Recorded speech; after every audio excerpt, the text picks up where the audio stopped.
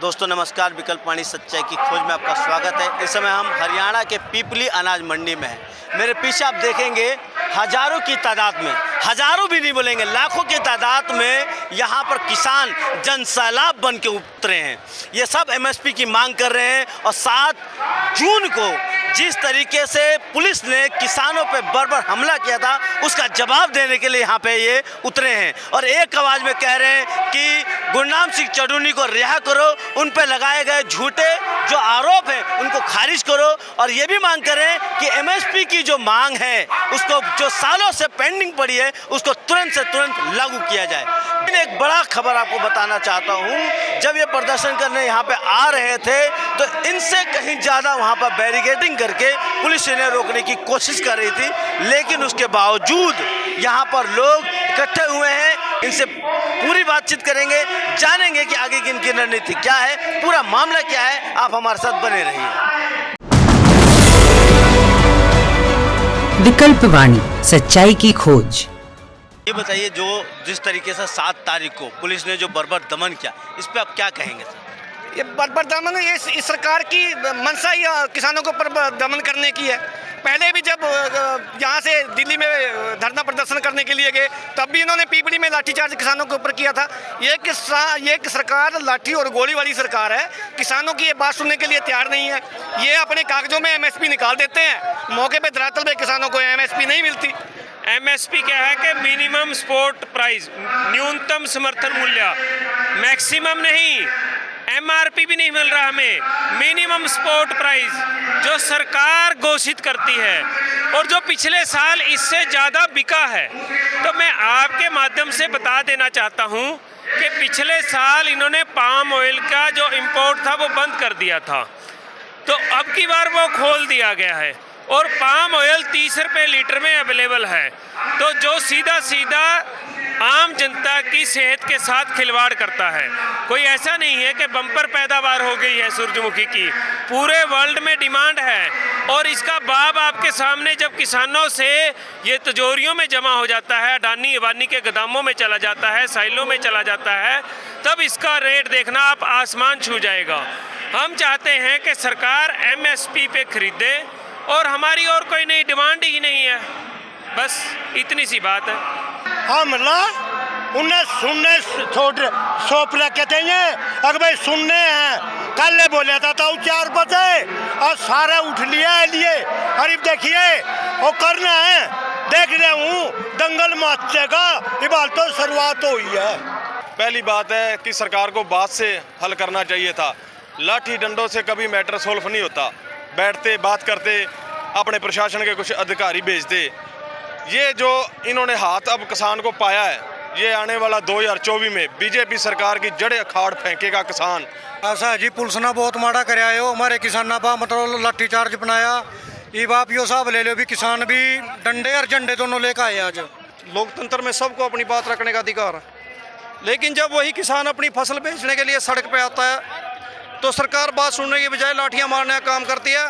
और आज़ाद भारत में हर कोई व्यक्ति अपने तरीके से आंदोलन कर सकता है, लेकिन आज बीजेपी की तानाशाही ने वो अंग्रेजी शासन याद दिलवा दिया कि जैसे अंग्रेज इस भारत के लोगों पर अत्याचार करते थे, आज मोदी सरकार इसी तरीके से आज किसान हो, चाहे वो मजदूर हो, चाहे वो कोई गरीब वर्ग हो, चाहे वो महिला है, अगर कोई कर्मचारी आंदोलन करता है उसके पास कोई हथियार नहीं है, वो केवल उन लोगों के ऊपर लाठीचार्ज करवाता है।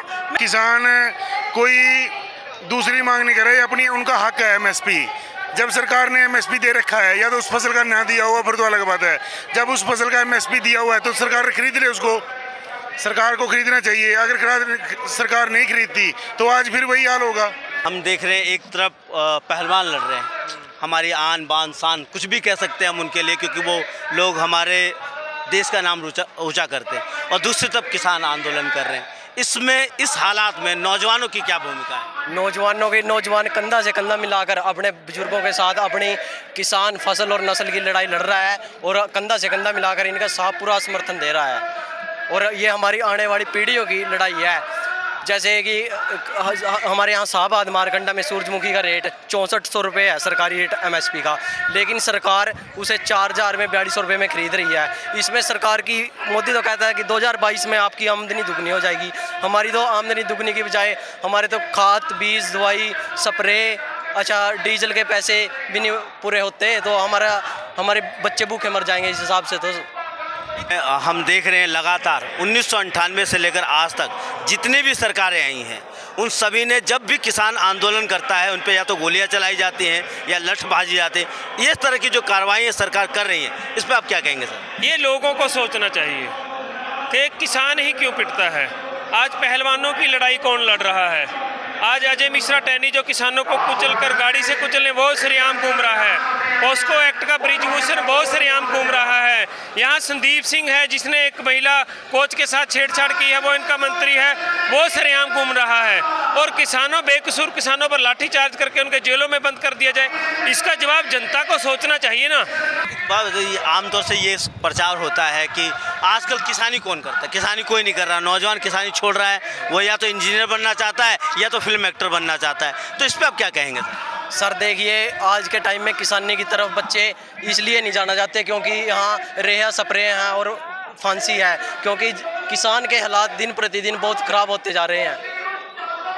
दिन प्रतिदिन किसान के हालात बहुत ख़राब होते जा रहे हैं क्योंकि बचती नहीं रही, सरकार खरीदती नहीं MSP पे कोई भी चीज़। आगे आगे तो जीरी गेहूँ भी MSP पे भी नहीं बिकेगी सर, जिस हिसाब से हालात हैं देश में। सब यहाँ कह रहे हैं 2024 में सरकार बदल देंगे। क्या सरकार बदल देंगे तो किसानों को भला हो जाएगा? भला सरकार कोई नहीं चाहती, जो कारपोरेट कराने हैं कोई भी सरकार आज उसकी होती है। हमारा तो इनकलाब आएगा फिर ही भला होगा। अब मक्की क्या हाल है, बोलते हैं 23 फसलों पर MSP देती, पर देते कहीं नहीं है। ज़्यादा चावल है या कणक है उस पर देते हैं, बाकी गोलियां बरसाते हैं, डांगा बरसाते हैं। जो खिलाड़ी हैं, कितना देश का नाम ऊंचा ही है किया है उसने, उसका क्या हाल है? उसको भी कुटा जाता है, सड़कों पर घसीटा जाता है, माता पहना उसकी चुन्नी पाड़ी जाती है, उसको खींचा जाता है। इनकलाब लाना पड़ेगा, इनकलाब से नीचे कोई चीज़ नहीं होगी। सरकार बदलने के बाद लागू नहीं होंगी, दूसरी सरकार भी नहीं करती। पर बीजेपी की वह बात तो एक ख्वाब है जो कपड़े काटेगा अर्धनगर नहीं का हमारे कहा करते हैं स्वामीनाथन आयोग की रिपोर्ट लागू करेंगे। ये कहाँ गए मैं कमीन की बात बढ़िया है, ये बड़े बड़े वादे कर जाते हैं। जब ये सत्ता में नहीं होते तब ये बोलते हैं भी हम ही आपके देवता हैं, हम ही आपके भगवान हैं। जब ये सत्ता में चले जाते हैं फिर ये अपने आप को भूल जाते हैं। लेकिन बहुत बढ़िया आपने क्वेश्चन करा, कोई भी सरकार किसानों की नहीं। अब की बार मैं अपील करूंगा किसान अपनी सरकार चुने, सभी फैसले अपने ले। एक बात समझनी है, हमारे देश में जिस तरीके से 1947 से ही लगातार तमाम सरकारें आई हैं, तमाम सरकारें गई हैं, तमाम सरकारों ने मजदूरों, किसानों की मांगों को दरकिनार करते रही हैं। कह सकते हैं जो सुंदर अभी जो संसद भवन बनाया गया है, वो संसद भवन की जो दीवारें हैं वहाँ तक उनकी आवाज़ें पहुँचती नहीं हैं, आम लोगों की आवाज़ें पहुँचती नहीं है। संसद के बाहर और संसद के अंदर सिर्फ देश के बड़े बड़े कारपोरेटों के हितों में ही कानून बनाए जाते हैं और कानून को लागू किए जाते हैं। देश का मजदूरों, किसानों की MSP की मांग 2005 से पहले का था।